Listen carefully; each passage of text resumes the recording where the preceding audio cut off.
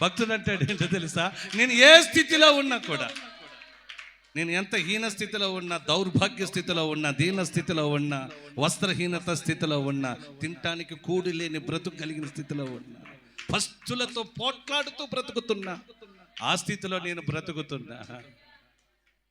ఏ స్థితిలో నేనుండినా నీతో గడపాలని, నీకన్నా నాకెవరు, అందరూ చెబుతా, నీకన్నా నాకెవరు ఉన్నారని, నీకన్నా నాకెవరు ఉన్నారని, నీ సాక్షిగా నేను బ్రతకాలని. సయా నీ ఆశతో బ్రతుకుతున్నా, కోరికతో బ్రతుకుతున్నా, నా ఉద్దేశం ఇదే.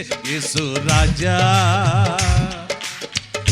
నీ మహిమ నాలో ఉండని, యేసు రాజా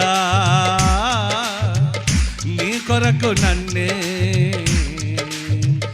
నా యజమానుడవు నీవేనని అనుకోని గడియల